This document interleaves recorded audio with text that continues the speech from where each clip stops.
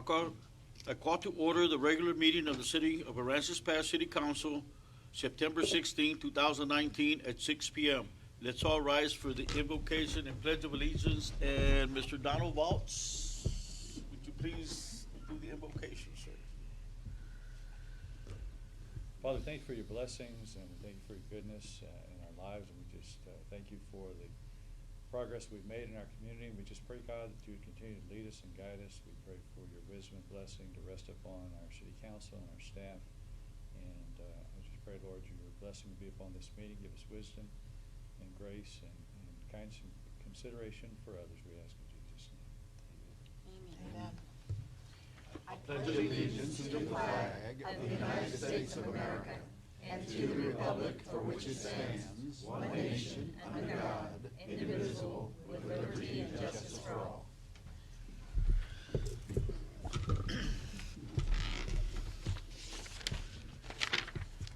Okay. HB 2840, approved by the 86th Legislature, states that governmental bodies shall allow each member of the public who desires to address the body regarding an item on an agenda may do so either before or during consideration of the item. Citizens who wish to speak on an item on an agenda item will have an opportunity to address the body before its item is discussed and will be given 3 minutes time limit to make their comments. Now we're going to go to presentation and proclamations, and we're going to go to introduction of a new police department employee, Mr. Eric Blanchard. Thank you, Mayor and Council. This evening I have 3 new employees that I want to present to the council, get them familiar with you all, and so you guys can be familiar with them. You see the 2 officers. You got Hightower there, and then, no, I'm kidding. That's Jason Bauer, Jairo Herrera, and then you have Clarissa Flores. Now, Clarissa is a hometown hero. She's joining as my executive assistant.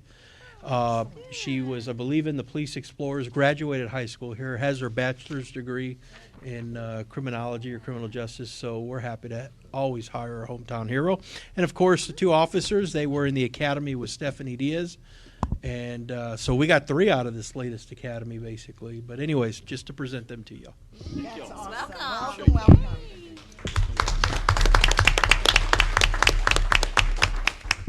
And y'all can be released if you like.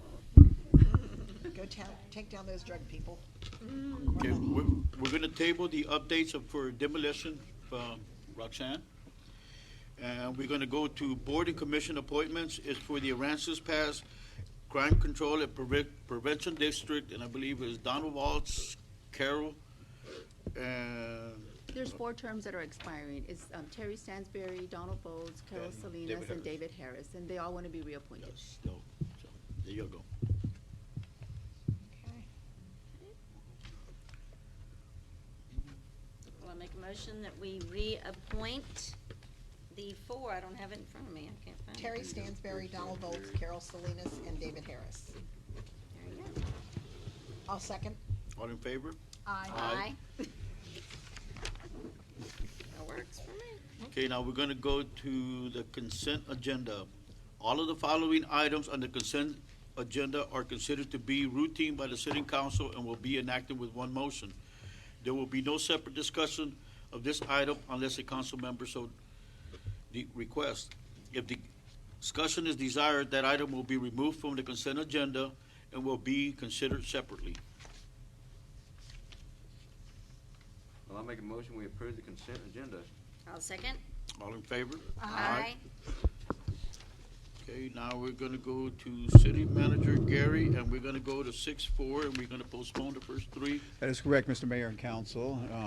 Would like to delay 6-1, 6-2, and 6-3 until after the public hearings, if council's okay with that. And as you correctly said, moving on to 6-4, a discussion regarding drainage in Highland Avenue and FM 1069, Howard Gillespie, the San Patricio County Commissioner. Thank you very much. Wow. Anyway, yeah, okay, all right. Gary, I'm sorry, Mayor, may I speak just for a second? Just for clarification, that's being delayed for today's agenda. It's just moving down the agenda. So Yes.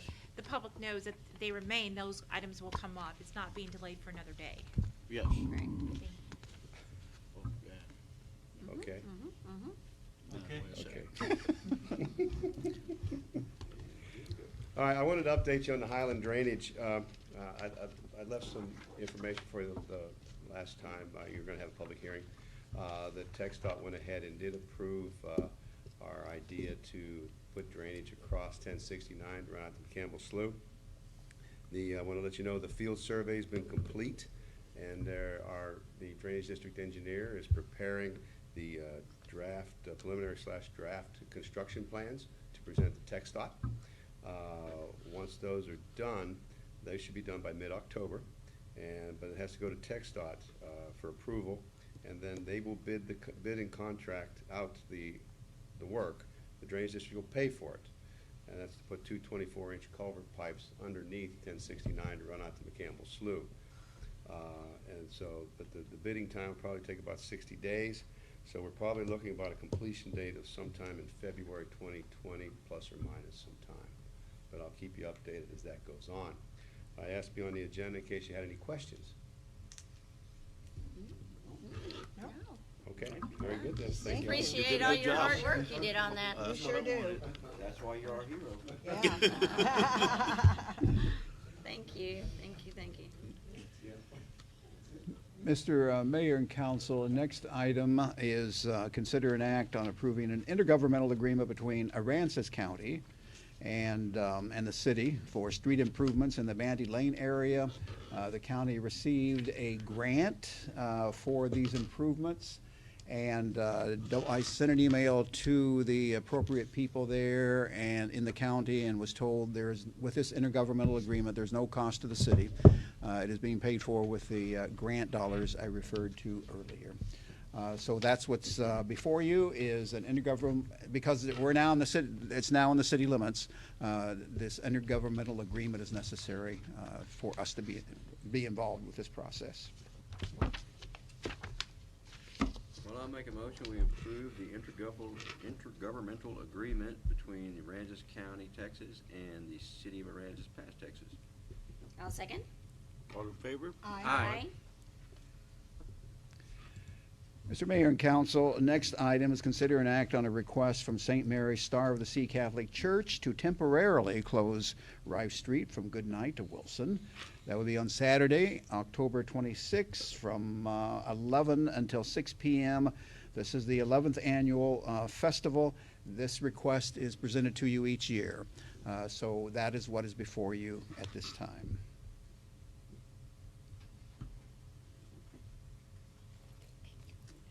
Well, I'll make a motion, we temporarily close Rife Street from Goodnight to Wilson on October 26, 2019, from 11 a.m. to 6 p.m. for the 11th Annual Fall Festival. I'll second. All in favor? Aye. Mr. Mayor and Council, next item is consider an act on the issuance of a request for qualifications, simply asking your approval to go out for an RFQ for a water rate study. We understand one has not been done in the city, so we need to do it to see exactly where we stand as far as the rates. How do the expenditures compare against the revenues? So I'd like to begin the process, if you agree, to begin looking for someone and requesting qualifications. And then we have a committee on RFQs. And the committee will then evaluate the submittals and see which one we want to go with. Some of you, I believe, are on that committee, actually. So that's the request before you. I make a motion that we go out for a request for qualifications for the water rate study. I'll second. All in favor? Aye. Mr. Mayor and Council, your city secretary has information on this next issue. Yeah, this is for nominations for Place 6 on the Nueces County Appraisal District. They've started the nomination process for this position. The current member, or the incumbent on this slot, is Leo Gonzalez. That term expires at the end of the year, and right now what we're doing is just taking nominations. Once all the nominations are received, then they'll come back with the actual voting. So if you don't wish to submit a nomination, then no action is necessary. figured they'd just tell us who we're gonna have. Yeah, exactly. Save us the trouble. They're gonna do what they want. That wasn't Snide, was it? I don't have anybody. I don't have it. No, I can't think of anybody. Well, you don't have to submit a nomination. Yeah. So then no action is necessary. Okay. No action's necessary.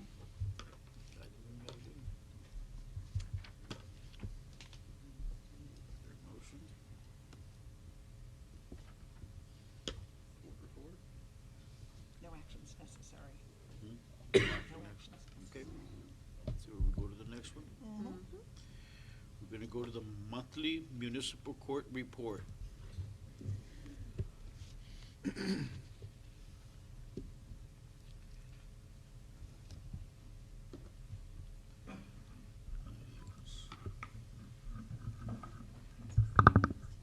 Good evening, Mayor and council members. Good evening. How you doing today? Doing good? Yes, thank you. She'll be here in just a few minutes if you want to leave it for her.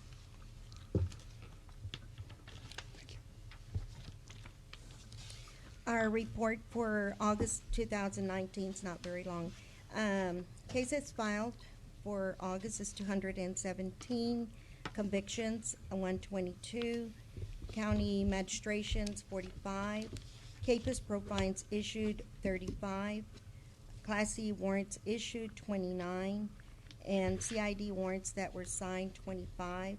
We had about 146 walk-ins for the month of August. I issued 3 emergency protective orders.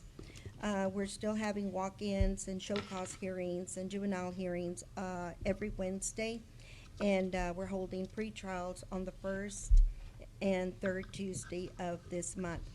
I attended a conference for the Texas Municipal Court Association Annual Conference, and I'm going to toot my horn because in one of the presentations that they had, the presenter said that he had an award to issue to see how many people or judges asked questions, how many participated.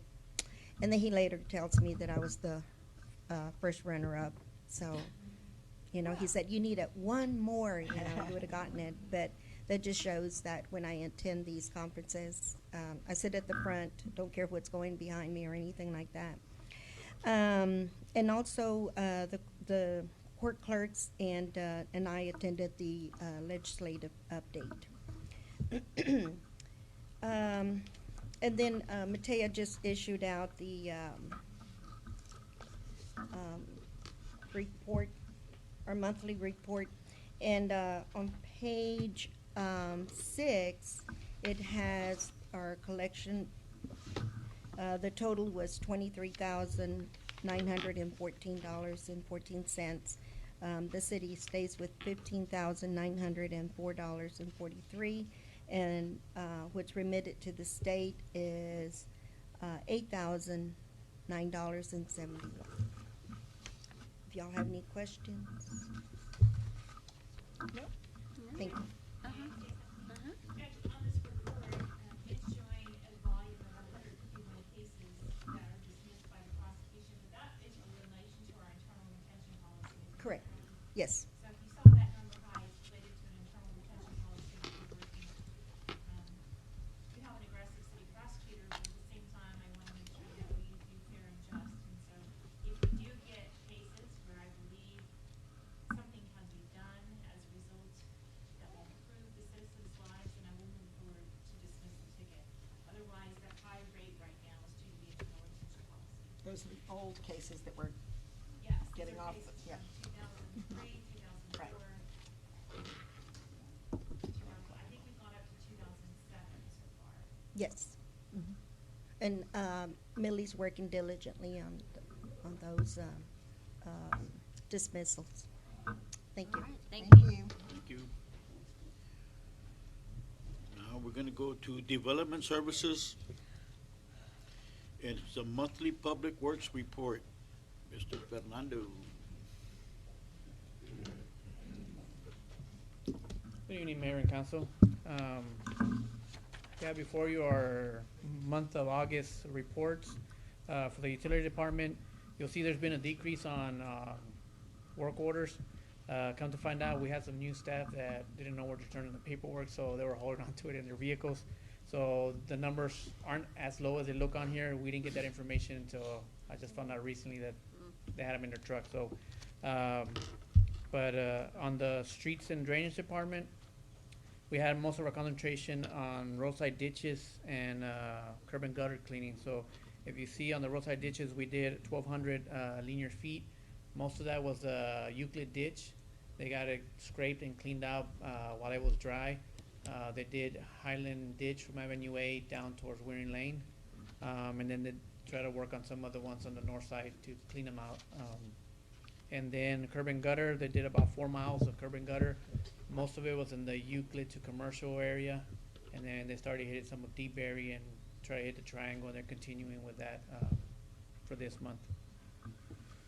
On the projects, we closed out 2 projects, which was the manhole for here on Wheeler, just past the library. And then the shingle removal at the transfer station. We had allocated 6,000 this year to remove as much as we could with that. So we did about 12 loads, dumpsters of shingles. So little by little, we're getting rid of them. I think another round and we should be able to clean it out completely.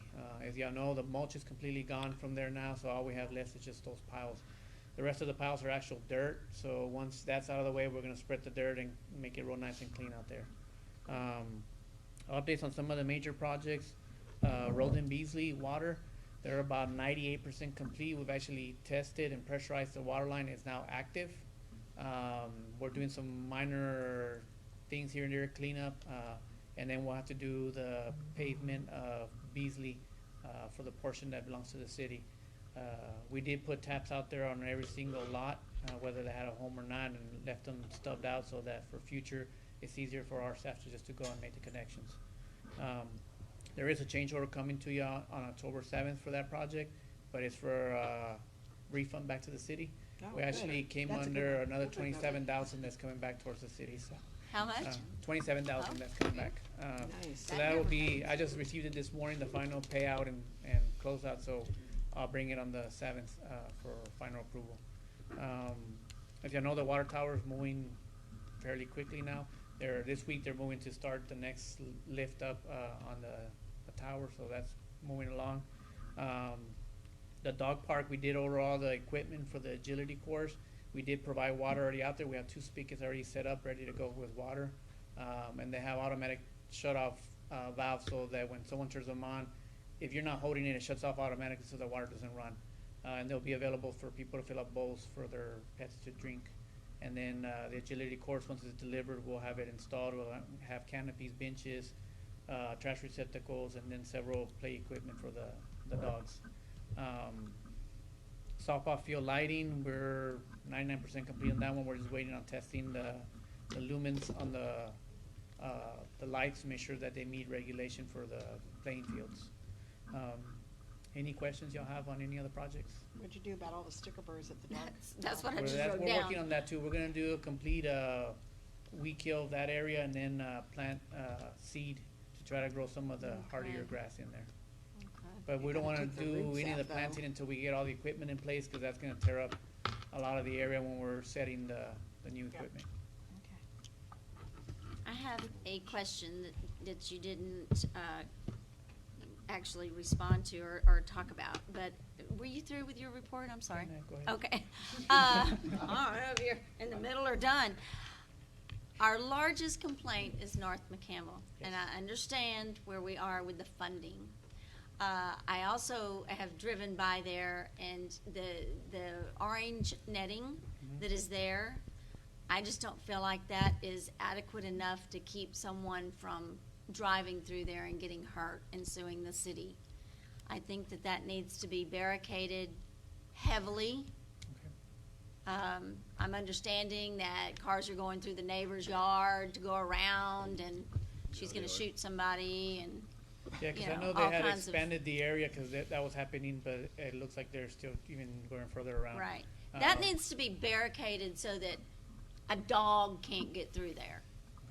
And signage. That's just my opinion. I We think did that- have barricades and signage up there. I know they've been run over and damaged. They've been stolen. Oh, well, then there you go. There's been a lot of vandalism, and Yeah. we've even had that with they put a report today, our pumps, our portable pumps. Someone went with a knife and cut all the hoses to the pumps that we use. So we made a report this morning because they were found this morning all torn up. So there's been a lot of vandalism going on out there. We're just trying to keep up with it. But I'll get with staff in the morning, see what else we can do out there to Okay. fix it up. And I And know how we much have longer? pictures of the way it was set up with barricades and signs, and they just keep disappearing, so. How much Okay. longer do you Well, think thank we you for need that, those because I wasn't barricades? aware of that. We haven't heard back yet. I know everything was submitted through the CDBG, that we met the deadline, which was in August, to submit all the paperwork. It was submitted. We're just waiting on approval, be it by the end of the year, I'm hoping, and then from there we can proceed with the project. Mhm. Any other questions? No, thank you. Thank you. Now we're gonna go to the monthly building department report, Mr. Burrow.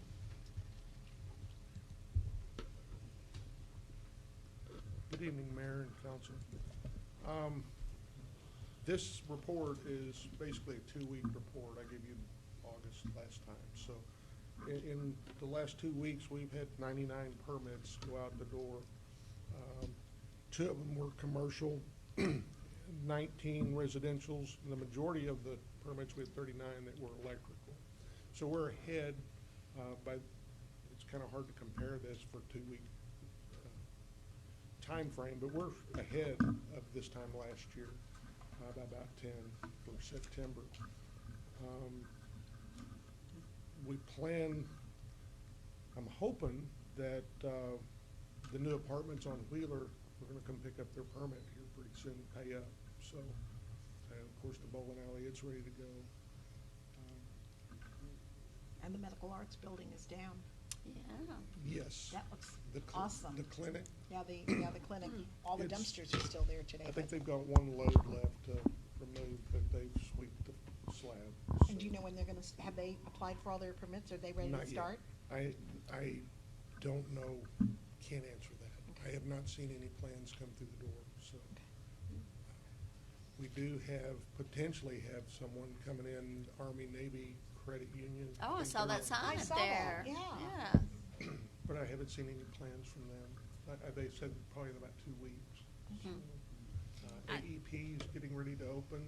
I think at the last meeting I said 2 weeks. It looks like about 2 weeks. They've still got some fire alarm work and I don't know if they have sprinklers to mess with, but AEP is almost there. So they'll be opening and it'll be a nice facility. Any The questions? demolition team is back up and running, so expect that, those demolition permits to go up shortly. Yes. And the PowerPoint presentation that I had for you today will be done on October the 7th, when, So we're with an going. update for you. Okay, We're thank moving you. with it. I am compiling the list, going through where we left off when we were abruptly stopped. And just picking that up, and I've got a list that we're gonna go through. And the code enforcement guys and myself are gonna be out on the street, going to these buildings, and I'll be assessing them, and we'll get them on the program. Do we have any updates on that Motel 6? I know I talked to Gary about that last time, that they had come to the city and gotten their permits, but nothing with AEP and stuff. The one next to the power station and next to. Yes, AEP has been working with them, and as a matter of fact, Patrick King has had a guy that's out there Mhm. quite I know often Patrick King is. monitoring what they're doing. They're pulling I call it the so-called wall out. It was not even a fence, but they're pulling that out, and they're moving the dirt to the back of the property. And Fernando and I owe Mr. B, who's the owner, a phone call. But he's painfully aware that they've got to remove that dirt and bring it back in lifts, just like the soils report calls for, so. I've had a couple of people ask me Yeah, again. but they are working, but they're working very slowly, but they're working. Any questions? No, thank you. Good job. Okay, now we're gonna go to the finance to consider an act on ordinance number 2019-4262, amending the budget for fiscal year 2019 in accordance with the existing statutory requirements, appropriating the various amounts herein, repealing all prior ordinances and actions in conflict herewithin, and providing an effective date. Hi, good evening. This is our second budget amendment for the fiscal year. Basically, the police department and the fire department both received grants from Rebuild Texas that the council went ahead and approved. So we're just amending their grant line item revenues for those departments, increasing them by the amount of the grants, and the expenditure capital outlay for those departments, increasing them for the amount of the grants. They've already since purchased the equipment at the fire department, and the generator has already been installed here at the PD, and those items have already been paid for, so this is just merely a formality. I make a motion, we approve ordinance 2019-4262. I'll second. All in favor? Aye. Now the monthly financial report. Okay, for the month of August, we're 11 months into the fiscal year. Overall, if you want to get me just to the next graph, Carrie, yeah, the revenue one. There we go, thank you. Overall, year-to-date, our revenues are within our projections for the month of August. Some departments exceeded the revenues. Some were not able to meet, obviously, the revenue projections that we had budgeted for them. If you go to the next graph, it'll be the expenditure side.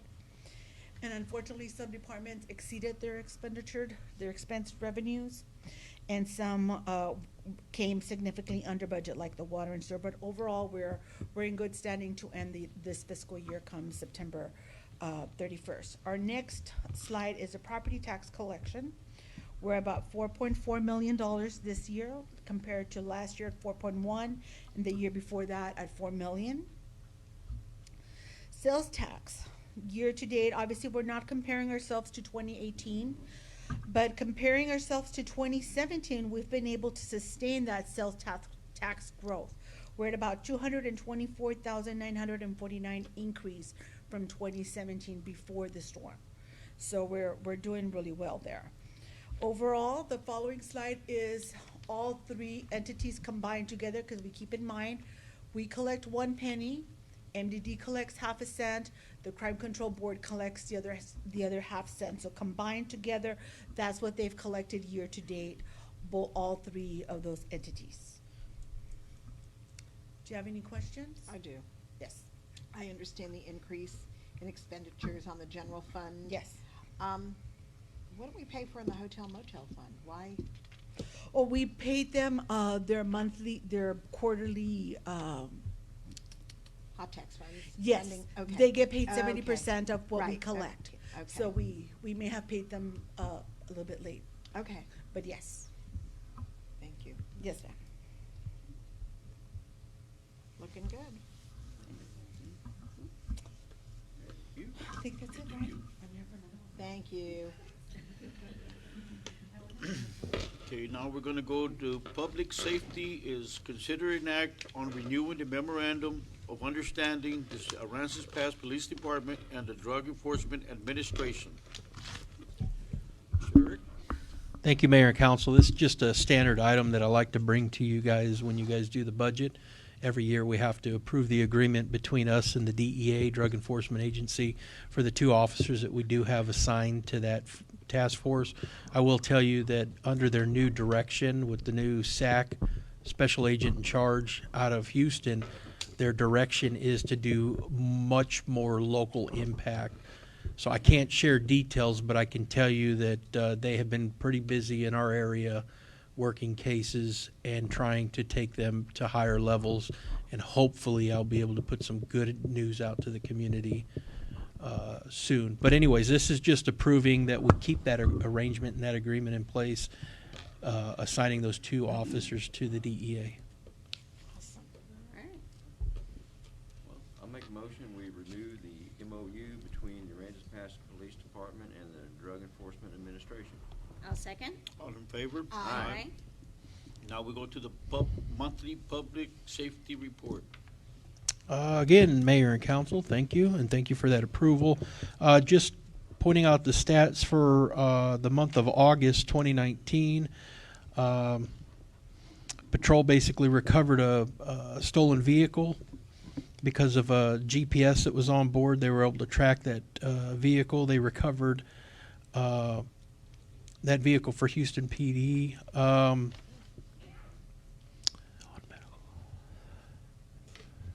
We went on a medical call with an unruly subject, and that subject ended up having a gun, a stolen gun on him, so he got charged with that as well. If you remember our grilled cheese kidnappers, those were the kidnappers that took the guy and offered him a grilled cheese for his troubles.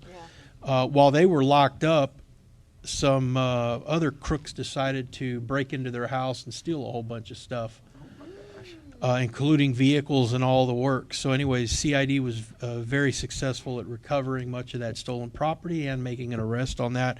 I will tell you that with all my years of working, most of them in investigations, we have a very effective criminal investigation division here. We have a lot of property crimes, which a lot of us here on the coast do, but we have a great team that's very capable of closing a lot of those cases, so I'm very proud of them for that. Again, the female that got hit, there was a guy that got hit on Highway 361. The female driver fled the area. We were able to identify her and arrest her. That was a hit and run that we brought out to the public. Jacob Lawler turned himself in. He was the one that, with the girl on the balcony in the Ring video. Right. And I was just informed last week by the district attorney that he's going to potentially be accepting a plea for aggravated assault with a prison term and a fine. So, which is a very good turnout for really a misdemeanor assault. So we're really appreciative of our aggressive district attorney in Sanpete County going after him. Training, we had 80 hours of license to carry, or 80 hours of training for staff. It was a slow month. We had 12 license to carry students. Lynn's been busy putting on CRACE, that's the civilian response to active shooter training. He did that for Walmart staff. As you remember, the month before, he did it for one of the refineries, about 300 people. He stays very, very busy with that. Call volume for the month was down a little bit to 2,075 events. You can see all those stats there as you scroll through them. I'm going to also speak to the feedback issue. Again, we do surveys every month where command staff has to survey their staff at random. Most of our survey responses gave us a rating of a 10. We did have a 5. I think this is the lowest we've ever had. But when you look at the lady's feedback, she explains that she called about a dog that she had rescued. She wanted some help with that dog. We were not able to take that dog in, and I guess that was the reason for the low rating, because the ACO, she said, did do a good job providing her with information and other outside resources. And we are getting beat up because of our deal right now with the animal control. We have too many animals. We cannot take any more animals in. We're having problems with rescue groups. I will tell you, most of the volunteer groups out there that pride themselves on this stuff, they're not helping us. They're all hat and no horse. Yeah, whatever that means, Billy. I've never heard that one. But I learn those every day, especially when I'm around you. But anyways, those are the highlights. They will publish online, or should be published online now, for people to get a closer inspection of them. And we're an open book. So anybody has questions, comments, or concerns, they can get in touch with us. Thank you. Thank you. You always do a great job. Wonderful Go team. to the monthly fire department report. Good evening. So I was going to start off with our training hours. Of course, the guys are constantly training. If I can get to the right page. Total personnel, 101 hours of training the guys did last month. We did 11 inspections. That included the school, the new school, where we went several times over there to get all their inspections done. They did a great job working with them, and and just continually going back over there, to help them get up and running. Last month, I told you guys, on our call, we did a 61% increase from the previous year. This month, we ran 79 calls. That's 108 increase over last year. So our calls are really starting to bump up. We've been running into what was a county, Aransas County, that's now city limits, a lot more. Last month we got a call, one call, structure fire, car fire, and grass fire all at the same time. And so the guys were really busy on that. Thank God for our help from Aransas County and Ingleside and stuff like that to help us out and stuff like that. So, wanted to keep you updated on that. I wanted to give you the update on the new truck. Should be here in April. We were trying to keep it a little bit of a surprise what it was gonna look like, and our manufacturer put it out on Facebook for us. Your so. manufacturer did? Oh, no. So if you Yeah. got to see it, It was amazing. It's amazing. we did change the color scheme on it. It's gonna have a black top instead of a white top. We decided to do that because, it would set our trucks off from other departments. We were up there for 3 days for 12 hours a day, literally going part by part by part on these trucks. And, I mean, all the way down to the headlights. What headlights do you want? I mean, who knew? And they'd take you out and show you trucks, and it'd be the different headlights, and you have to go through all the headlights and stuff like that. We were able, even with the change orders that we had to make, we kept it within $100 of what we said that we were gonna do, and Pierce said that's a wash. That's awesome. So, the truck is gonna be gorgeous coming in. I'm really excited about that one.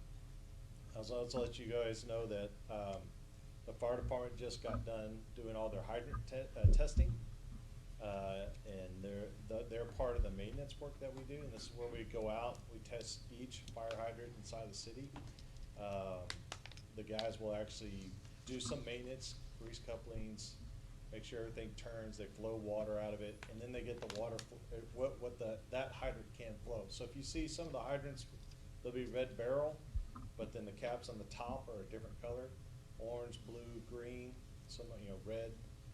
Those tops tell the fire department what those fire hydrants can flow. So when we hook into it, the driver will know, okay, this is about how much water I should be able to get out of this hydrant. Any hydrants that were, above our maintenance, have been turned over to, Public Works. I believe Public Works has already, purchased new hydrants to go into places in different spots. And then they also bought a lot of parts and stuff that they needed to fix these. A lot of times, we're just looking at, it needed bolts, or they just needed help getting a cap off. Sometimes they can come out there and get those off for us. So that's pretty much where we've been in the fire department. If you ever want to eat cheese curds, go to Appleton, Wisconsin, where they're building that fire truck, and they'll be happy to give you plenty of those. You didn't bring any back? Come Oh on. my gosh. One other thing I wanted to mention is, we're looking at mutual aid agreements coming up. Right now, we have one that is set out through the LEPC, which is, the group that I chair the Fire Chiefs Committee on. That, mutual aid agreement will get us agreements with every fire department in San Patricio, Aransas, and Refugio counties. They're all areas that we've ran to. This is an agreement that should have been made a long time ago. I think some facet of one of these was drawn up several years ago, and were signed by some departments. I believe that 6 or 8 departments have already signed it. So that should be coming out before too long.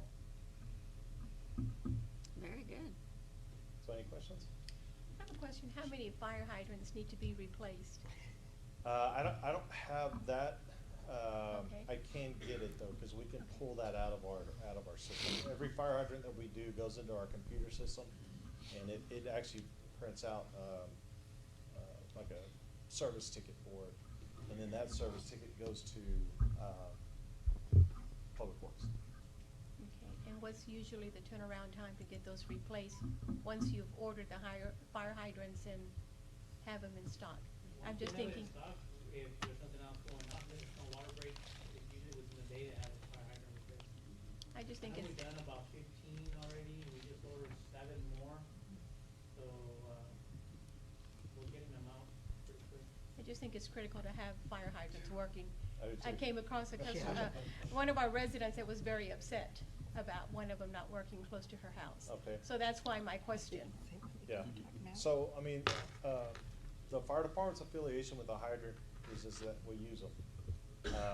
We do the maintenance on them, or, you know, the little bit of maintenance on it ourselves, but really the fire hydrant itself belongs to Public Works, it doesn't belong to fire. And we get calls like that all the time where people are like, hey, your fire hydrant's leaking. It's like, well, I'll call Public Works, it's not our fire hydrant. I mean, we use it, but, the fire hydrant literally belongs to Public Works, but we get that a lot. Okay, this lady's house was on fire, that's why I'm asking. Okay. Okay, Yeah. okay, so we can get I'd like to get an update on that. Okay. Thank you. You're good. Yeah, Gary Thank has you. it. Thank you. I'm sorry, I wasn't here. I know. So Okay, that's now- good that everybody knows. Now we're gonna go back to 6-1. Gary? Yes, we can go ahead and do that now, if you wish. Would you want to do it after the public hearings? Yes, I'm looking at you. Was it somebody in the neighborhood? Okay. Okay, we're gonna go to consider an act on ordinance number 2019-4259, adopting the annual budget of the city of Aransas Pass, Texas for fiscal year 2019-2020, beginning October 1st, 2019, and authorizing the mayor to execute any related documents.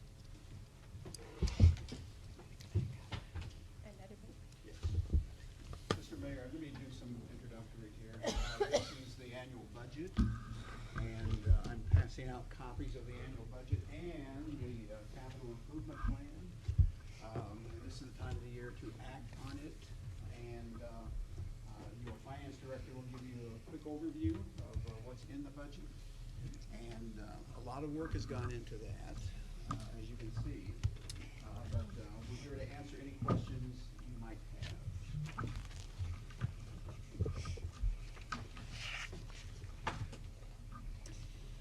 I'm gonna have you turn, let me just find the page real quick. There's a summary also at the Yes. beginning. The budget? Yeah, on page, yeah, the big book is the budget, yes. Okay. On page 21.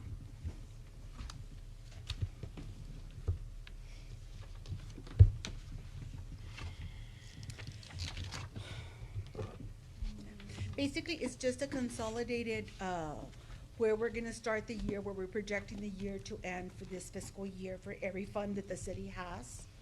What our anticipated budgeted, revenues will be. For example, for the general fund, we're budgeting $10.2 million, and we're anticipating expenditures roughly about the same.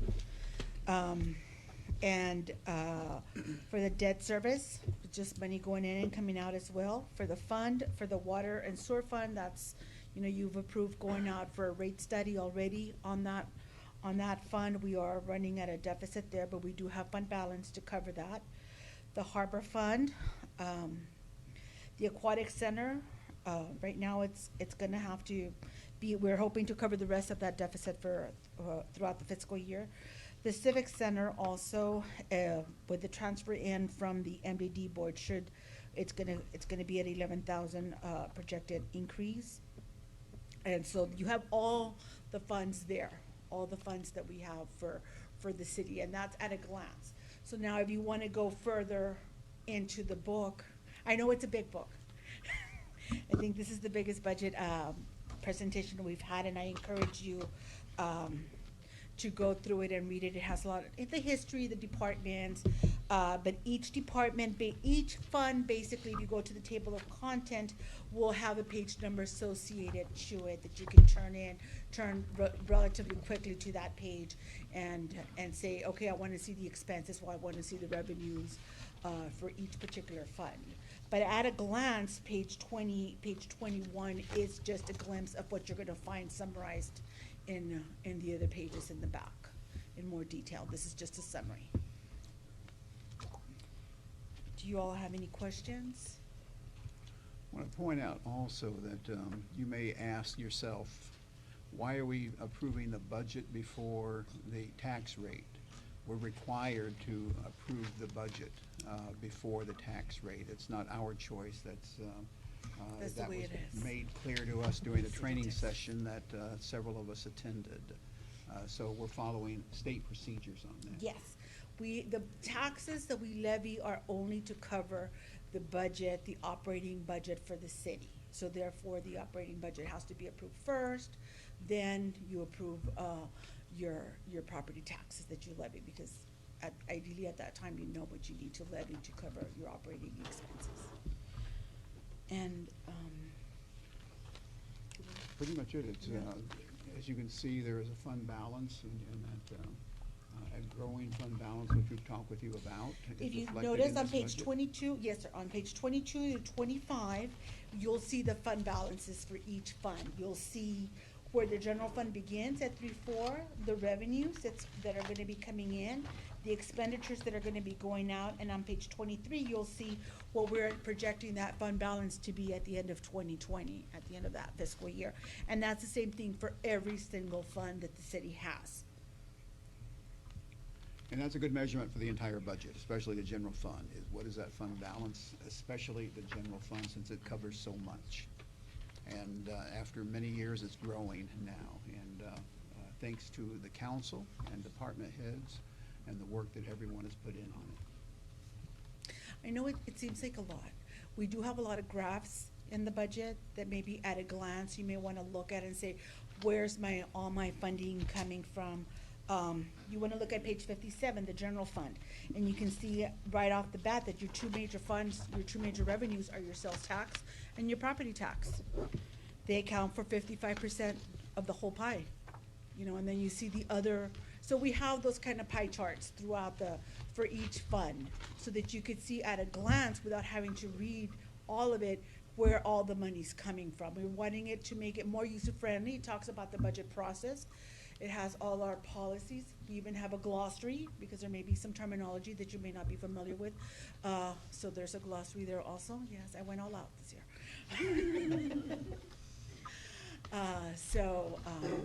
The finance department is very proud of this budget. I have my staff here with me, Amber, that work very diligently with me, and we're very proud of it. And we do encourage you to go ahead and look at it. And it will be up, this budget will be online tomorrow. First thing tomorrow morning, so that anybody that wishes to download it and look at it is more than able and willing to do so. You've done an outstanding job. Impressed. Yeah, Very impressive. Yeah, just taking a stroll down memory lane, when I first got on the council, the town was broke. We were on a cash-only basis. Nobody wanted to deal with us. The budget process was a shell game. You turned it around. Thank you. Well, I wouldn't say, I don't want to take all the credit, Mr. Edwards. I He's a agree. great leader. There's a lot of credit to go out. Yes, I mean, it's a whole it team. was It's a team mess. effort. Yes, so, but thank you. It was a big mess. And that kudos need to be Yep. spread to everybody. I agree. involved. Thank you.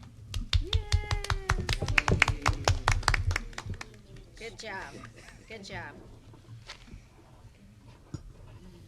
Your motion? Okay, We need a then I motion. guess I will make a motion to approve ordinance number 2019-4259. I'll second. All in favor? Aye. Now we go to consider an act on ordinance number 2019-4260, levying the ad valorem tax rate for fiscal year 2019-2020 and authorizing the mayor to execute any related documents.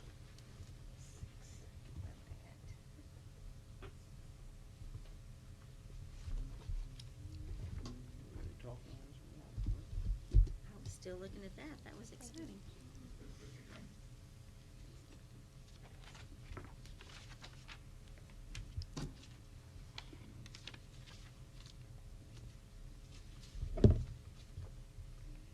Well, I make a motion that we approve ordinance number 2019-4260, levying the ad valorem tax rate for fiscal year 2019 through 2020 and authorizing the mayor to execute any related documents.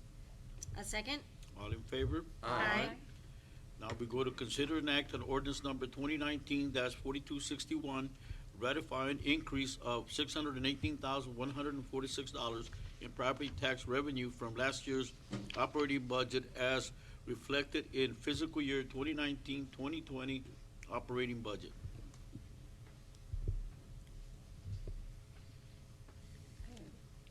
I'll make a motion that we accept ordinance, that we approve ordinance number 2019-4261, ratifying the increase of $618,146 in property tax revenues from last year's operating budget as reflected in the 2019-2020 operating budget.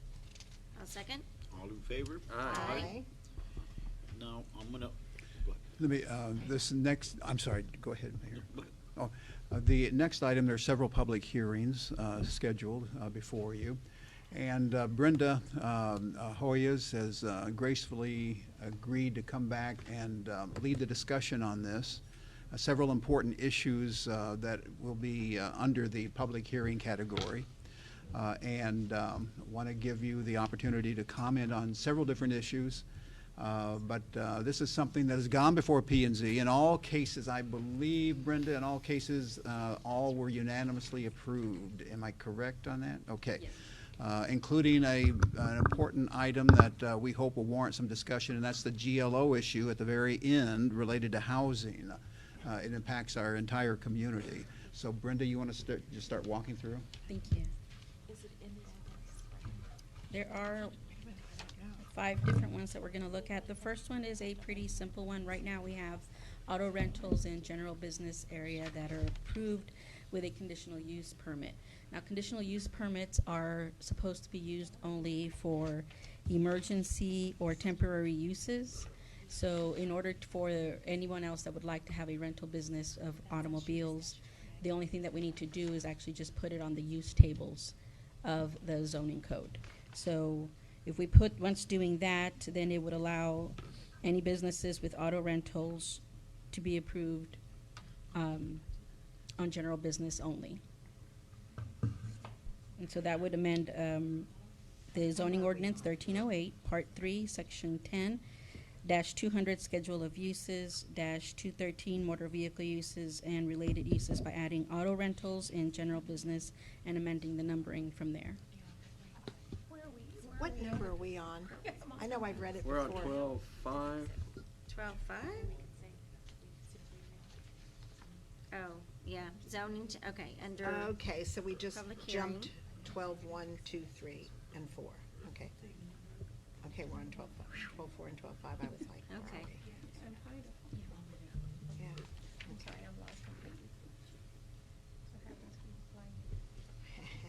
So when you're talking about auto rental, are you talking about like Hertz Rent-A-Car? Yes, ma'am. Okay, we're not talking about junky cars that somebody No wants to rent-a-rent? park out there and, No, it would be like Hertz and Enterprise. And okay, good. Yes. There you go. We got enough junk. Yeah.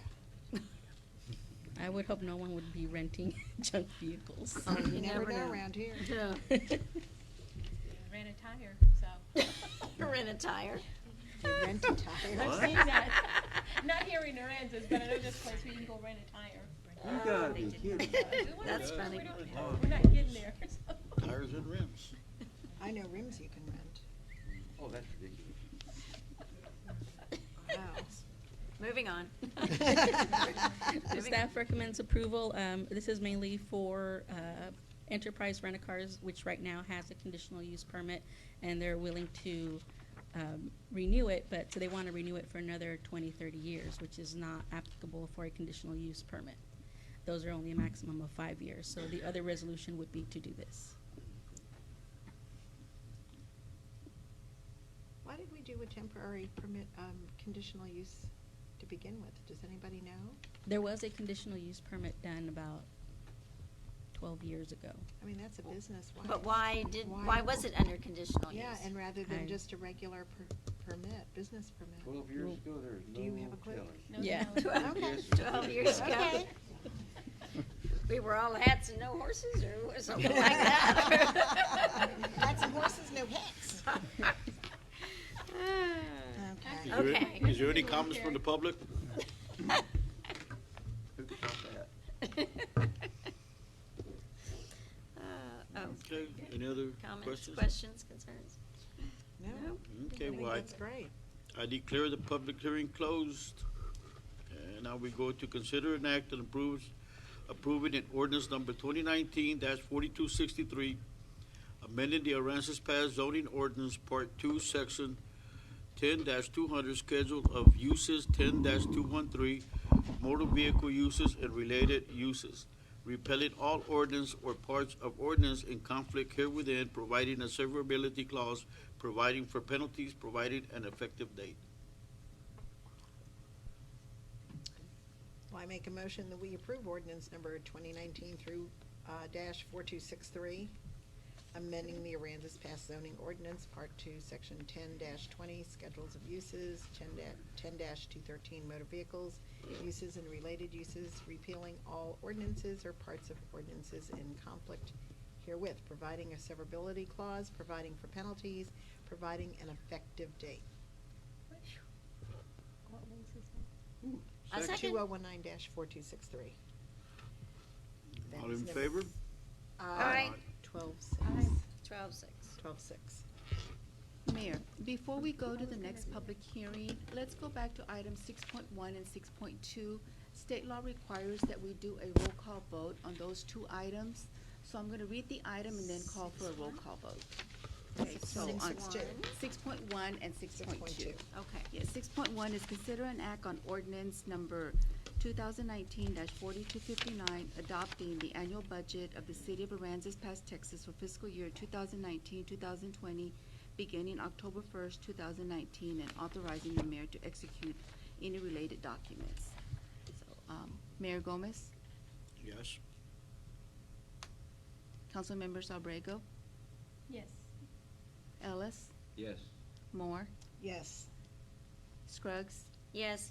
The item passes. Now on 6.2, it's consider an act on ordinance number 2019-4260, levying the ad valorem tax rate of .799194 for fiscal year 1920 and authorizing the mayor to execute any related documents. Mayor Gomez, Yes. Councilmembers Abrego, Yes. Ellis, Yes. Moore, Yes. Scruggs. Yes. The item passes. Now we can go back to your public hearings. You didn't do 3. Did you need to do 6? Not No. on- not on Okay. that. All right. Okay, so now we're gonna go, we'll go to 7 for the 12 something. open the public hearing to present an ordinance to allow the comprehensive addressing process that will simply simplify the addressing of new homes and business. So right now, we have just maybe 5 items on our ordinances that state how to address a home or a business. And so there's not enough detail in there for anyone to come in, pick those up, and be able to say, okay, this is what I have to do to address. And so we are looking at some new changes to come in that are more comprehensive so that anyone can read them and be able to know how to address a new home or a new business or anything for that matter in the city of Aransas Pass. It would amend Article 3, Numbering Systems, Section 26-30, Structured Numbering Required. That would pretty much delete everything that is there now. It would just add, follow the administrative policies, addressing guidelines as found in the building department with amendments as needed. And then the next one would be repealing Section 26-32, the numbers on houses, due to those items already being covered in the guidelines already. So it would delete the 26-32 completely. And this would, like I said, facilitate addressing on new homes and businesses. This is following a precursor to what the county already does with addressing. When they separate plots, they already have it by certain 100 numbers. And so it kind of copies their addressing and it continues it from there.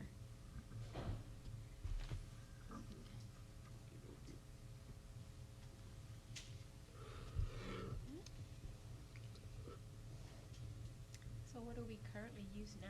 I mean, how do we go around numbering? Is it just sporadic or? It is. Okay. There's, I think, maybe just 3 sentences that says, going from Wheeler, that's north and south, and they can increase number from there, and left is odd and right is even. That's the details. Okay. 1, 2, 3, 4, 5, 9. Trying to keep it simple.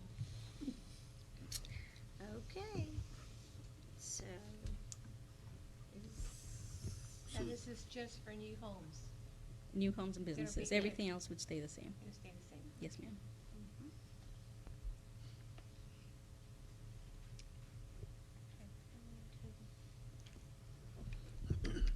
So I make a motion that we We need to approve. close the hearing. we need, Oh, we have to close the hearing, yeah. Any public comments? No? Well, I declare the public hearing closed. And now we go to consider an act and approving ordinance number 2019-4264, amending the city code of ordinance Article 2, numbering system, section 26-30, structured numbering required, and repealing section 26 through 32, numbers on the houses, repealing all ordinance or part of ordinance in conflict herewithin, providing a severability clause, providing for penalties, providing an effective date. Well, I make a motion, we approve ordinance 2019-4264. I'll second. All in favor? Aye. Now we're gonna open public hearing to present an ordinance to allow the city planner or city manager designate to approve plats that are up to 1 foot in variance from the required lot size. So right now, we have had 2 or 3 different presentations to the zoning board to be able to waive the requirements that we ask for minimums on lot sizes, and they've passed. And so actually a few of the planning commissioners decided that maybe it would be easier to speed up the process for these people to build their homes if the city manager or the city planner or their designee would be able to approve those plats without having to go through the posting process in the newspaper and waiting for all that. So if it's 50 feet width, then if it's within 1 foot of that, either way, then that person would be able to approve that. So it's only that 1 foot that we're talking about. Yes, ma'am. That makes sense. Mhm. Do we have a lot of those that we've had to address? Yes, ma'am. Any public comments? Any other questions? Well, I consider the public hearing closed. Now, we're gonna go to consider an act on ordinance 2019-4265, amending the city code of ordinance, chapter 24, platting subdivision, article 1, and general, section 24-4, approval of plats, minor plat provisions, repealing all ordinance or part of ordinance in conflict herewithin, providing a severability clause, providing for penalties, providing an effective date. I make a motion that we approve ordinance number 2019-4265. Second? All in favor? Aye. Now we're gonna open up public hearing on ordinance to change side setbacks in residential districts on corner lots from 20 feet to 10 feet. So this is another ordinance that's been around for a while. I've spoken to the Public Works Director and the building official trying to figure out why we were having 20-foot side setbacks on corner lots. Because a lot of people that are trying to rebuild are having issues. Their house won't fit with that 20-foot. Seeing that we couldn't find anything in the history and no one could figure out why, we are proposing that we bring that down to 10 feet. Just on corner lots? Or- Correct, because every other lot has their own already, I believe, in the majority of the areas is 6 feet. And that's been in accord for all the builders, but with this one, it's not just 20 feet from the corner of the street, it's 20 foot from the property line. So you already have an easement for the street, and it would go from their property line in another Okay. 20 feet, which eats up a lot of the Yeah, lot. I see, okay. That makes sense then. That does make sense. Okay. Right. So this would amend pretty much all of the sections, Part 3, Section 11, all the zoning districts that have that statement on dash 610, the side yard. Any comments from the public? Any other questions? Well, I declare the public hearing closed. And we're going to consider an act on approving ordinance number 2019-4266, amending Aransas Pass zoning ordinance Part 2, Section 2, Section 71. Right, zoning district AGR, Section 11. Section 11, okay, my bad. Section 11, zoning district AG, R16, R10, R7A, R7B, D, A1, A2, A3, NS, SC, GB, CA, HC, LI, HI, and MH on section -200 lot area requirements, -610, side yards repelling all ordinance or part of ordinance in conflict greater within, providing a severability clause, providing for penalties, provided an effective date. Wow. Oh, did I? Oh, Could you clarify on the part section and section? I'm not sure that what's on the agenda and what you said is matching. I'm not sure what she said.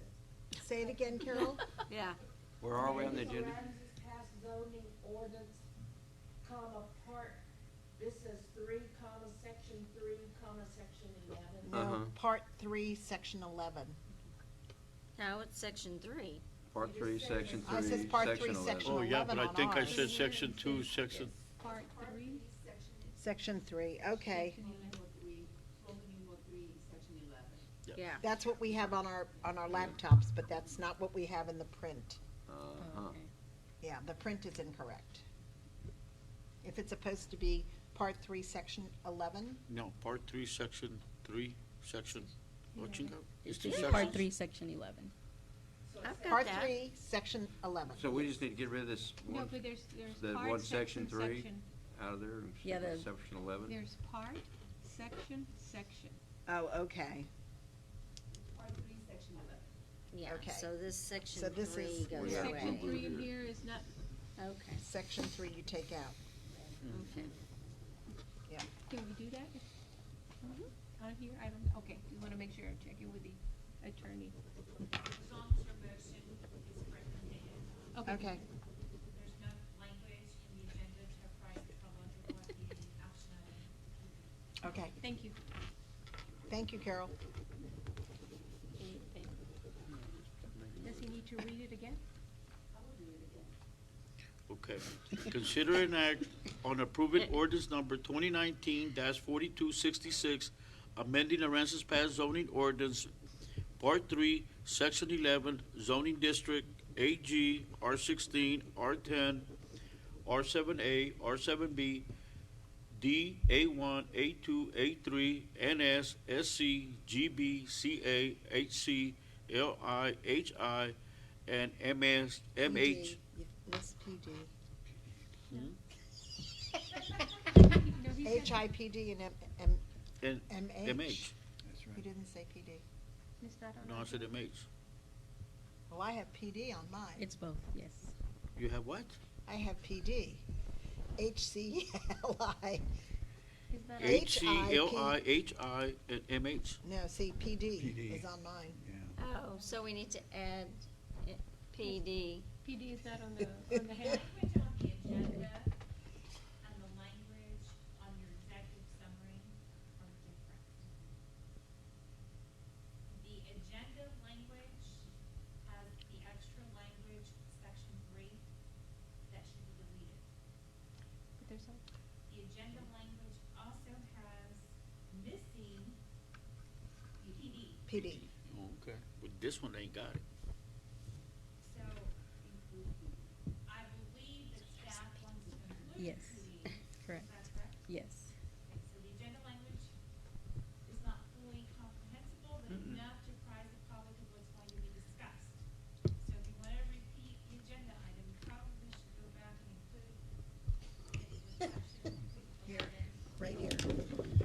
opened up. What you have over there is not what I have over here. He didn't open it. You up. didn't open it. Okay, then we're gonna go.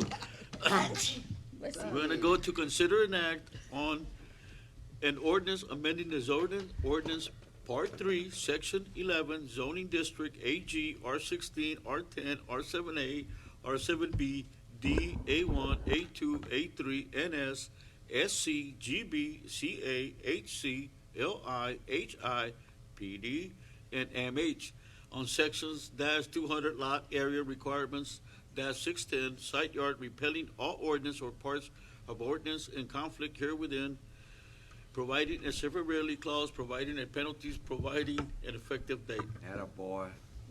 Do we have it all? Yes. I make a motion that we accept ordinance number 2019-4266 as read by him. A second. All in favor? Aye. Okay, now we're gonna go to the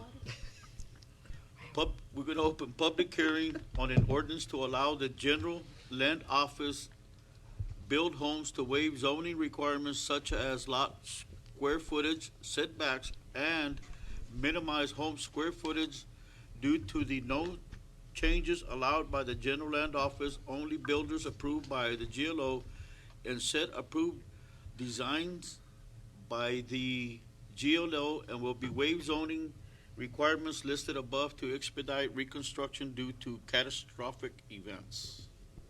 So this came about because we've been having a lot of builders come in and try and get these homes built that are being funded by the GLO, just as you stated.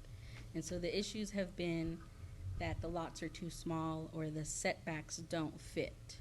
And we were going to have Ms. Donna Johnson in to speak on the GLO's behalf, but she had a work emergency and she's stuck in Victoria. But she is willing to speak to y'all through the phone conference if you all need to. The main reason we're doing this is because, like I said, we were having a lot of houses come in and they were all having the same issue. Now the GLO, the way they separated the money, they received it from HUD and has set 7 builders and has asked and designed for about 12 different homes. Once people in the community go through the application process through GrantWorks, which is who Donna Johnson works for, then they get assigned a builder, and then depending on their finances and the size of their family, then they get to choose a home that fits that criteria. And so working with Donna at the beginning, we were having issues communicating, and so I kind of made that entrance very vague because we didn't know exactly what it was that we were going to need to change for that. Going back, I noticed this is something that you needed for the future. So what I went ahead and did was create a framework ordinance for you not to use only for Harvey, but for any future emergencies or state of disasters that the government might declare. And so we have this new ordinance that would come into effect that would state, at the moment an event is categorized by the governor by declaration as a disaster or a state of emergency, the following should come into effect. And so that's your framework. The first, the city of Aransas Pass shall recognize agencies that have been designated by the state or federal government to assist in rebuilding, rehousing, or reestablishing the community. 2, the city of Aransas Pass shall contact the designated agencies or businesses to establish guidelines of development. 3, the city of Aransas Pass shall review zoning codes to adjust or conform to homes provided by the state or federal government. 4, a resolution shall be passed detailing participating agencies and businesses along with temporary zoning code changes for current disaster or state of emergency. 5, these guidelines and zoning changes shall be for a period of up to 5 years from the declaration of the governor. Now, one of the reasons that I decided to do this framework was because I didn't see one in the past. You've had an ordinance kind of change some items around, but you didn't really have a framework or a time period on them. So I figured doing this, you would be able to use that in the future. And the only thing that changes would be a resolution. So once you've gone through this process, a resolution comes into effect that will explain the exact disaster that the city is going through at the time. So once we finish and approve this, I will go into the resolution that would state what was mentioned for the public that is strictly for Hurricane Harvey.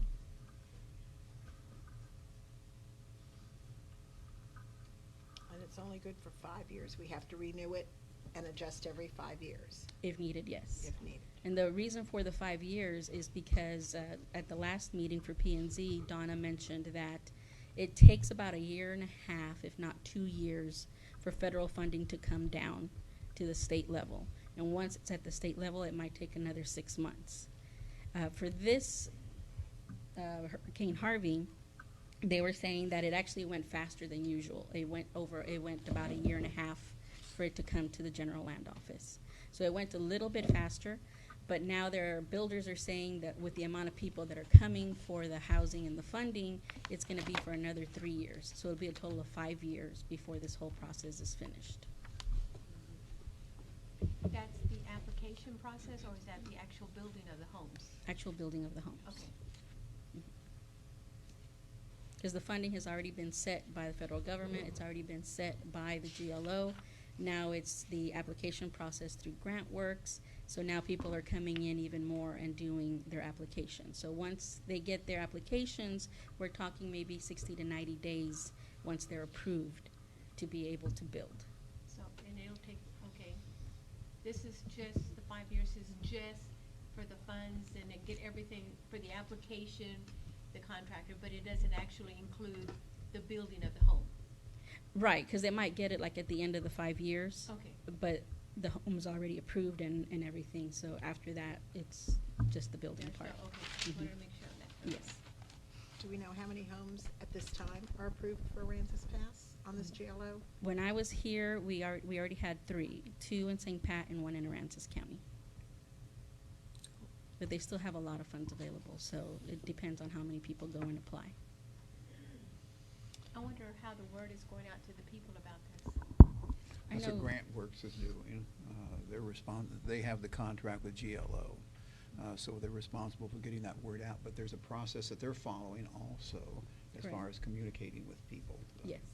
And they're doing a community outreach and community meetings to be able to get that out. And I believe they're working with also a lot of the nonprofits that are helping rebuild as well. So they're kind of all coordinating to let people know what funding is out there.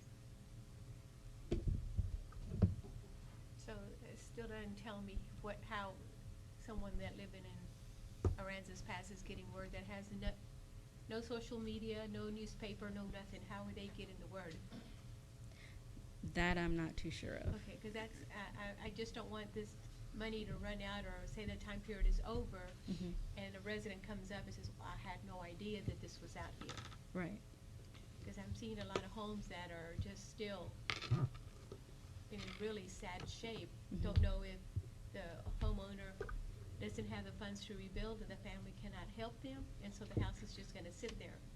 So that is what my concern is, knowing that there's a lot of, just if you drive up and down there, you see a lot of homes that are still. And I just wanna make sure that our residents in Aransas Pass are getting the No. word. Because I know a lot of them are senior citizens, do not have the funds. I wanna make sure that they, in Spanish, in English, are getting the word that funds are available to rebuild their homes. That's my concern. Okay. I can let I GrantWorks know know that to contact I know you. that I personally signed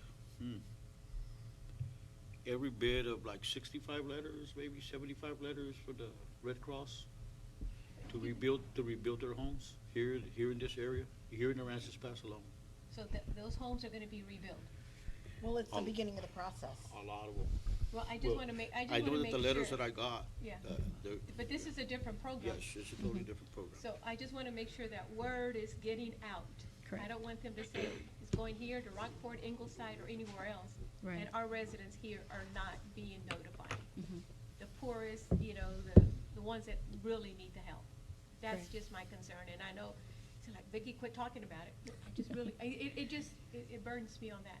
Right. And I had spoken to Donna about that, and she had said she would get in contact with Gary to make more of a, put it in the letter, that monthly letter that goes out, and then try and do more community outreach within the city for I actual wonder if there's meetings. some way that they could reach out through the churches, like, I don't know if Donald, sorry to, You know, something that the churches can do, you know your membership, and your membership knows families. It's some way they can work with our local churches to get the word out to the residents that don't get the newsletter, or the monthly newsletter, or don't read the newspaper, or those kind of things. That's my emphasis right there. Okay. In some way to work with them. Okay, I will let her know.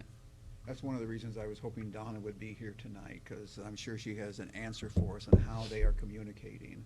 I don't remember that specific question coming up at P and Z. I think every other question came up at P and Z, but I don't recall that one. Do you recall that, Carol, coming up?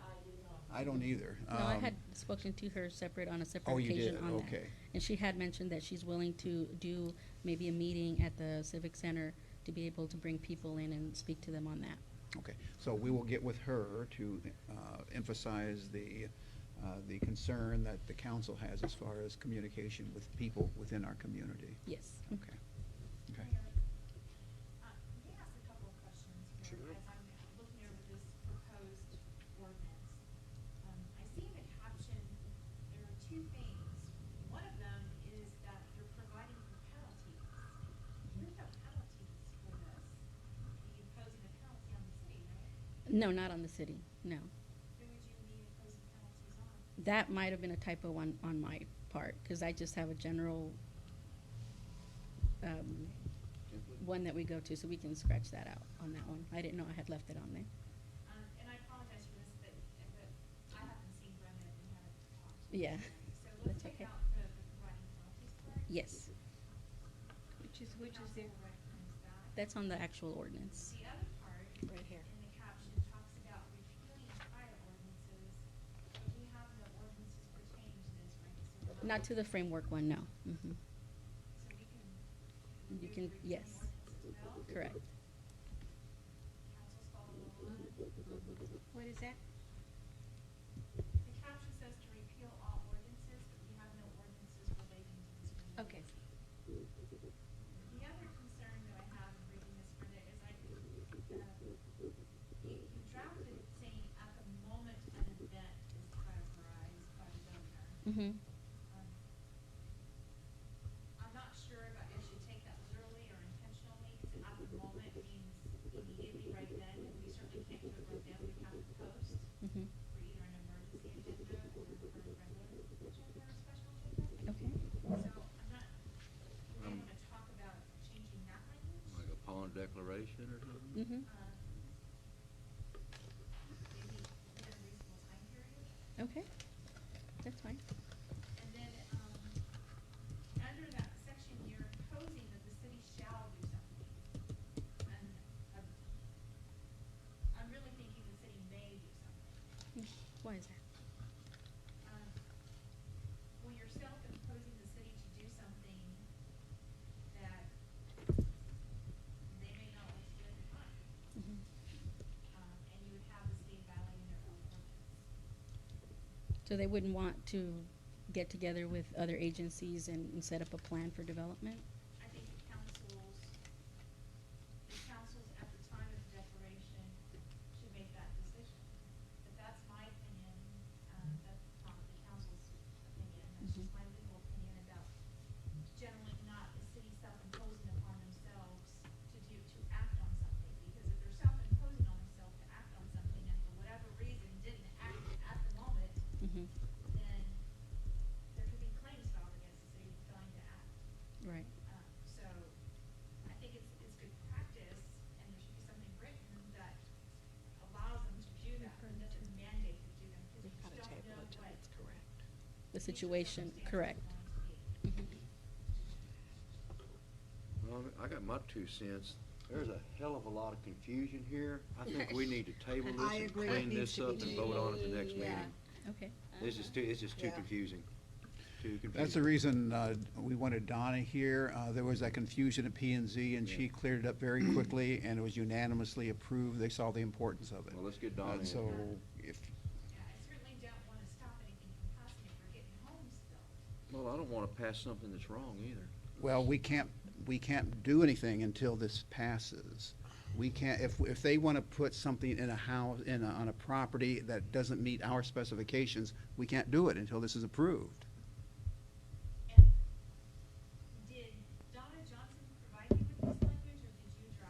No, I drafted this. She provided the language in the resolution.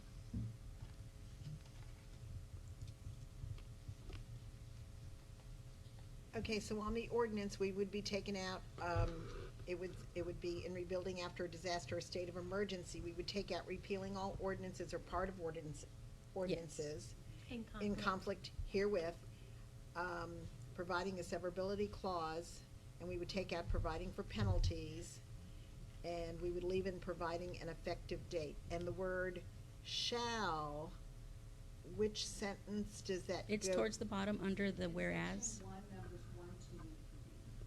Okay, so it should read the city of Aransas Pass. May. Okay. So, Change it to May? Okay. change it to May.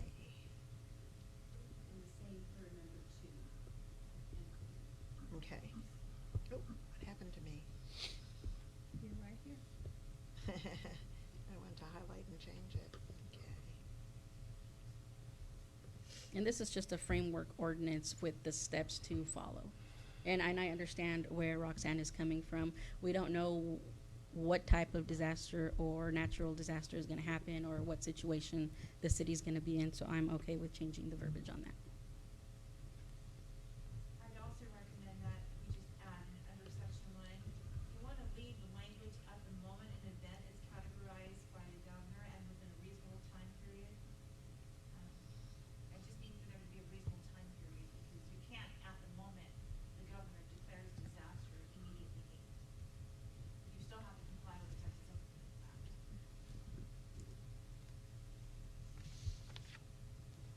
And, okay, so I'm trying to change mine so that if we read it correctly. So what do you want it to read? What should it read? Yeah, wait a minute here. Let me Section move it one. down. Hold it, May. Oh, May. Okay, and section, correct, Section 1, right here, just that big one. I think that's what she's referring to. well, I've got section 1, and No, we're but gonna this one, change. This right here. At the moment, an event is categorized. I would say within a reasonable time period after an event is categorized by the governor. Within a reasonable time, Okay. an event is categorized, is that what you wanted, you would like for it to read? That's how I would recommend it, that there be a reasonable time period, the city may do this. Or if you wanna make it itself as part of it, say shall do this. I just see that there's potential issues with that, depending on what is happening. Question. I'm not real, I was confused with the P and Z meeting and I'm more confused now. I think this is just to say that certain houses built by Glow that do not meet our pre-imposed requirements can be approved from when a disaster is declared by the governor for a 5-year time frame, that we would have these houses that don't quite meet our requirements could be approved. That makes sense to me. That's what Yeah, I think we're that's- supposed to be doing. That's what, That's not what I'm reading. right. I sure Like I would said, to this get is. some clarification from somebody who knows what's going on. So this is, like I said, that's what was proposed at the beginning, but then when I noticed that there was nothing in set to be able to follow, that's why I wanted to create a framework ordinance and then a resolution that specifically talks to Harvey and the GLO and where that funding is coming from. Because for future events, we don't know if HUD's gonna be providing the money, we don't know if GLO is gonna be asked or tasked to manage the money for that as well. So I wanted to leave it open to where you would just come in, do these steps, and then have a resolution to match the event at the time. So I'm looking at the ordinance and the resolution, which is the next agenda. Mhm. The resolution looks to be doing, although I haven't, I don't have it here. looks to be doing what you're saying, but the ordinance is just a framework Framework. that she's established. I think you could pass the resolution without the ordinance. So if the council wants to hold off on that framework, Mhm. you can still pass the resolution, which But you've got the verbiage already, but we've got the verbiage that you recommended already, because this is just the ordinance for future events, not affecting the GLO right Correct. now. Correct. We just don't want to delay the homes being built, that's my,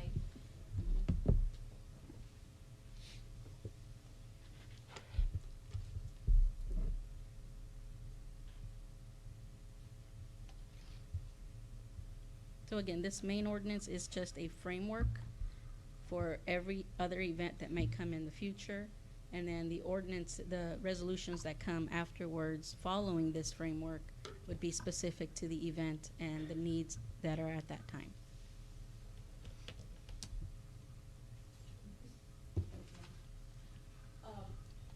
One thing, Glow just has a set number of houseplants that they have pre-approved. And that's one of the things that, okay, we wanna build, we've been approved by Glow, so we have to choose one of these plans, and it may not meet our requirements, so they don't, you know, Glow is another agency, they've got their preset regulations and. Councilman, I would ask that you, table this just for a few moments, and proceed with your agenda, and if I could talk to you on the side, maybe Brenda, and get some clarification on where this is going, and then we can come back to the council. I think that's fair. This is an important item. Yeah, 'cause Yes. right now, Yeah. it's about Yes. as clear as mud right now. I Yes. apologize for that, sir. I wanna try to get that cleared up. Okay. Cool.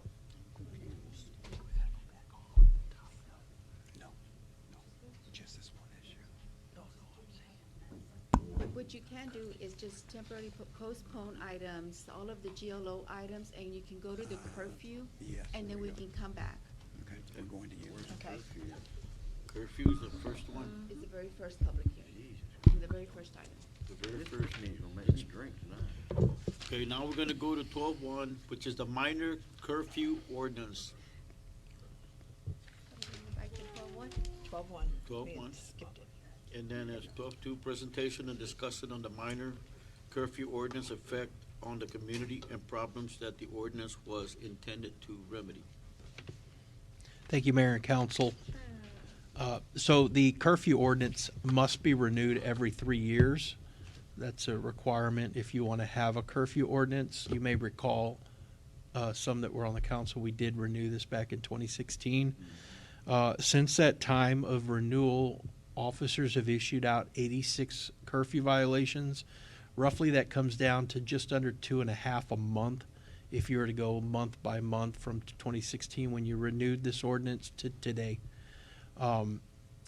Our recommendation is to renew the curfew ordinance. It is a great tool for law enforcement, basically to swoop kids up, bring them back in contact with their parents. It basically gives us the authority. It doesn't necessarily mean we have to violate a juvenile on the ordinance, but my command basically to staff is that when you catch a juvenile, we need to work in the direction of bringing them into their parents' attention, because many times the parents probably don't necessarily know what the kids are out and up to. So it is a handy tool for us to prevent mischief and to likewise keep the kiddos safe, because we all know growing up we made very poor choices, especially Billy Ellis. No, just kidding. But anyway, and he continues. Vicky said that. Anyway, it is a great ordinance to have on the books, and I would hope that we continue it. I've been talking with Roxanne about it, and we must have a public hearing on the deal. So that's all I have to present to you. There's no PowerPoint or anything like that. 86 violations, roughly 2.5 a month since you guys renewed it the last time, and I do recommend renewal. So what are the hours of the curfew? It's ages 18 and above, and I think the hours begin either at 11 or midnight. I don't have that. It is 11? There you go. One of the enforcers. Thank you. And that's every day of the week? Every day, that's correct. Now, the kiddos that like maybe playing football or sport-related events, stuff like that, if they travel, get back late, there are stipulations in there that exempt them from those situations. But for the most part, the ordinance targets those that would be out up to mischief or putting themselves at risk. Your middle name. Heck, when I was growing up, wrapping houses was considered sport, so I guess you could. Racking houses? Wrapping houses, that's Wrapping. considered Oh. sport, so I guess, Wrapping. yeah, you get a little exemption on that one. Toilet papering? Yeah. Okay. So the next item, I believe, is your public hearing. Okay, so you need to open a public hearing on it. Okay, now I'm gonna open a public hearing to conduct a public hearing to hear comments on whether the city should continue to readopt an ordinance relating to a curfew for minors. Any comments from the public? Okay, well, I declare the public hearing closed. Now we're gonna open the public hearing to amend. No, we've already done it. No, we did that one. Let's not do it again. Whoa. Start over. Do we have- Yeah. Do we have to make, would have to make any, We'll come back to you next. oh, okay, meeting. okay. Okay. Okay. We didn't vote. So now we're gonna go to Where coun- were we? city council or staff announcement. Oh, Lord, another meeting? No clue. Mr. Mayor and Council need to have a work session, and we're looking at September 23rd. One item is ETJ coverage for fire protection. Need some discussion of that, and we're basically trying to find out what you are okay with the fire department covering within our ETJ, is what it comes down to. The other issue is finally, and I'm assuming that the state, the Texas Department of Transportation will be here after a couple of postponements due to other scheduling conflicts to talk about the reduction of the speed limit. But even with that said, I believe they are sending information to us. I don't know if it's been received by the police chief or not, where we can go ahead and proceed even if they aren't here to reduce the speed limit from the entrance of town on Wheeler all the way to Avenue A from 55 to 45. And they're getting the documentation necessary saying the state is okay if we do that, is what it comes down to. That will be discussed at the work session also. Those are the two items that we have, and that very well could expand on September 23rd, and normally we begin at 5:30. So now we're gonna go to citizen comments. Citizen comments are intended for matters that are not scheduled on the agenda. Please limit your comments to 3 minutes and state your name and address for the record. Be advised that the Texas Open Meeting Act prohibits the city council from responding and discussing your comments.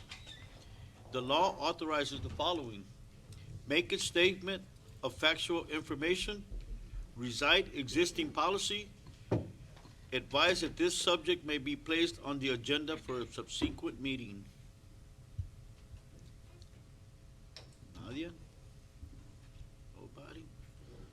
Okay, then let's go back to how you doing on, You do it not. the public hearing on ordinance to allow the general land office to build homes to waive zoning requirements such as lot square footage, setbacks, and minimum home square footage due to no changes allowed by general land office. Only builders appointed by the GLO and set approved designed by the GLO will be waived zoning requirements listed above to expedite reconstruction due to catastrophic events.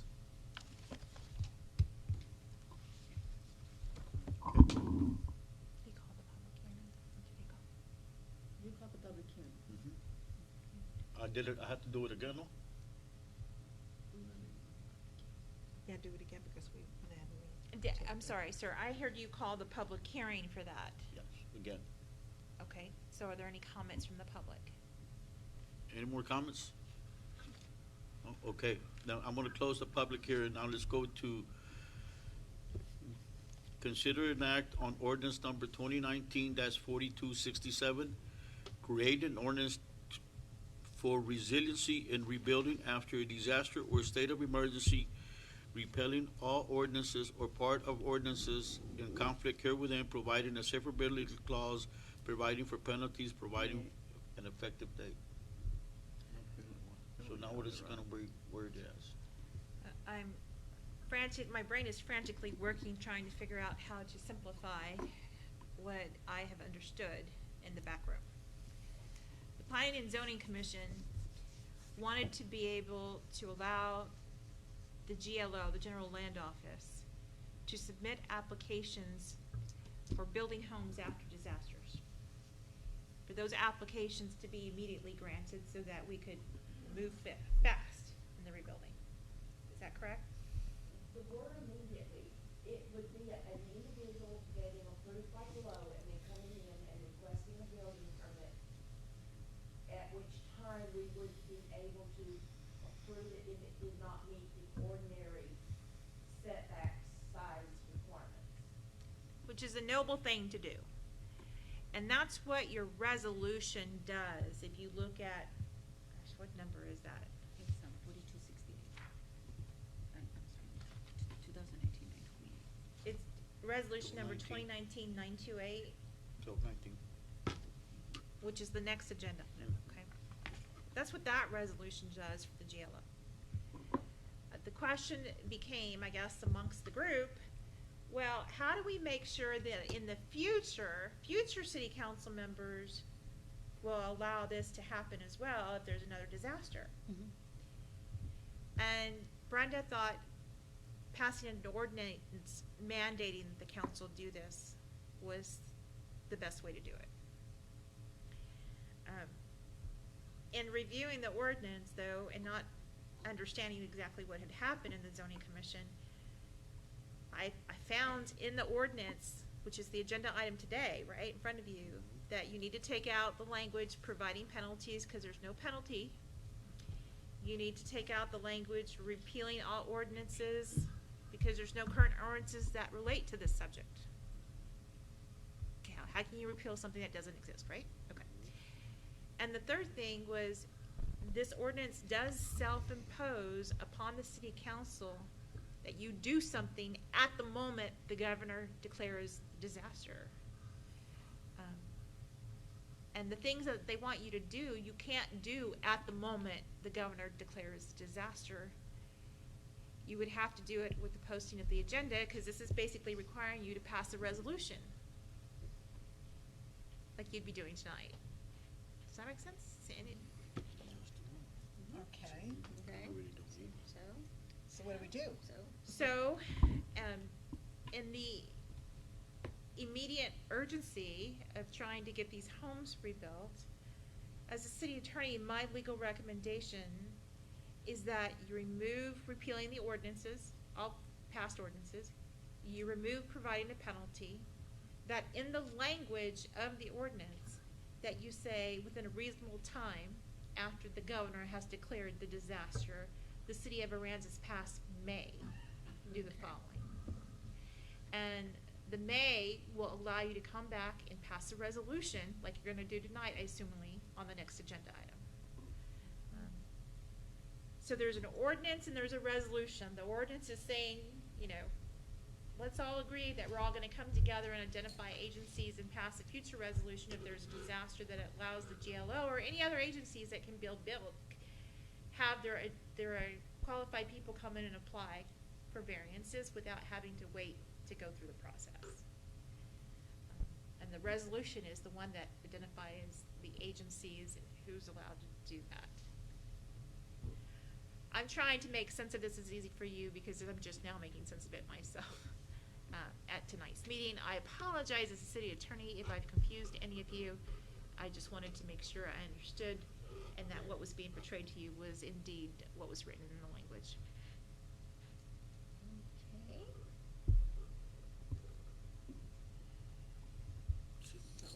So, do we have all the language so that we can read it? Who's got the language? I Jan? sure don't. Jan, you got all that language? I think you Thank wrote you. it down actually on your paper. I What made you- notes that went away. What you can I don't do know how to is, hit save. since she's explained the changes, you can pass this ordinance as proposed with the amendments by the city attorney. Okay.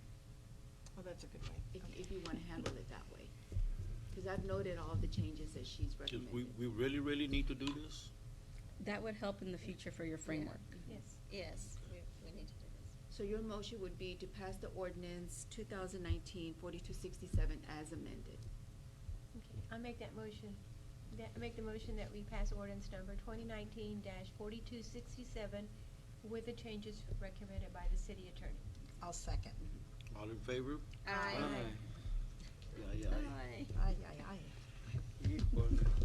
Okay, now we're gonna go to consider an act on resolution number 2019-928 of the city of Aransas Pass, Texas, delineating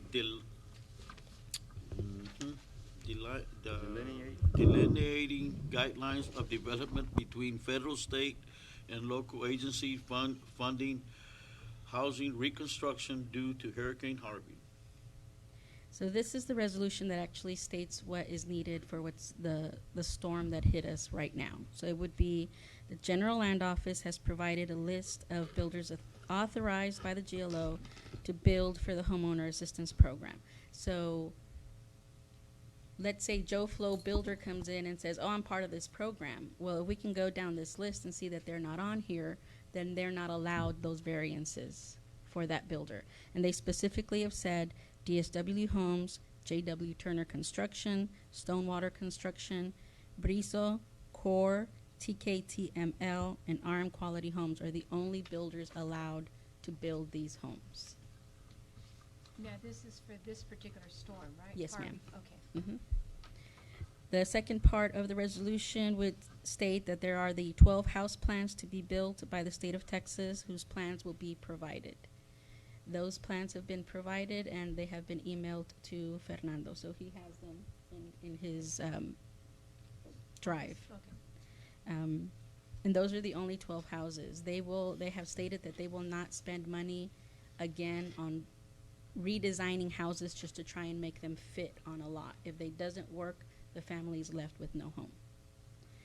Number 3 would be Donna Johnson from GrantWorks. She will supply the city manager with a list of program participants on a monthly basis, stating name, address, and builder.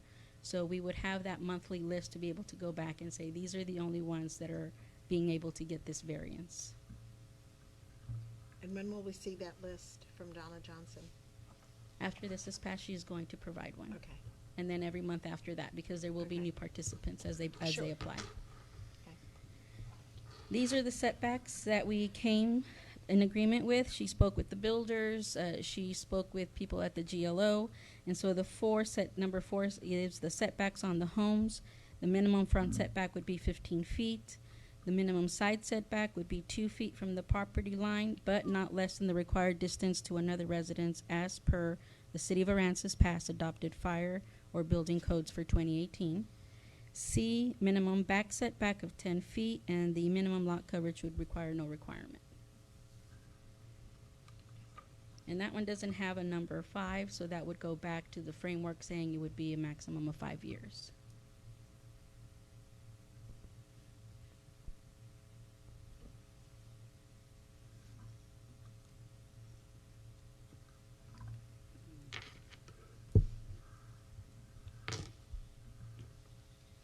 So you said doesn't have a number 5, does it need to be added here? No, it's stated in the framework that if it's not Okay. added to the ordinance, it would fall back to the 5 years. Okay. That if for whatever reason the storm is something small that you just need it for a year or two, then the time period would be added.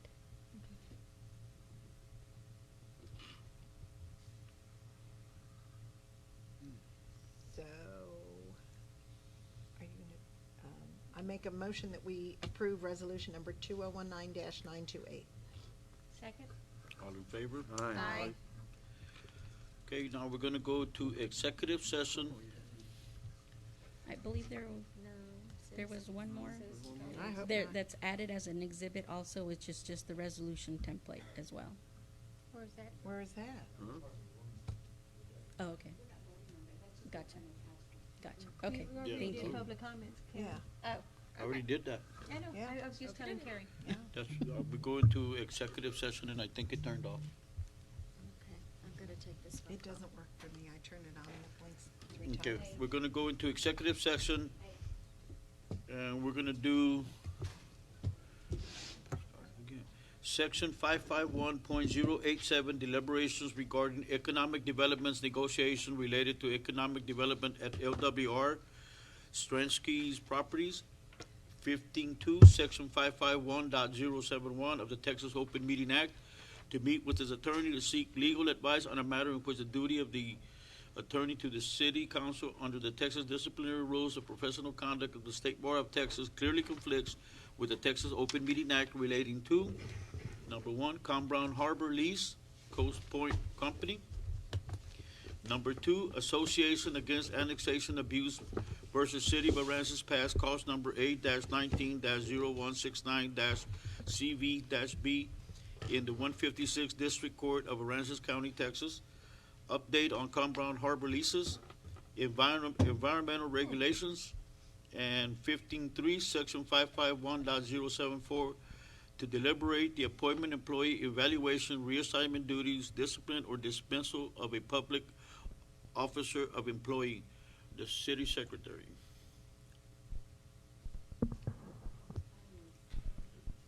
Time is 7:52.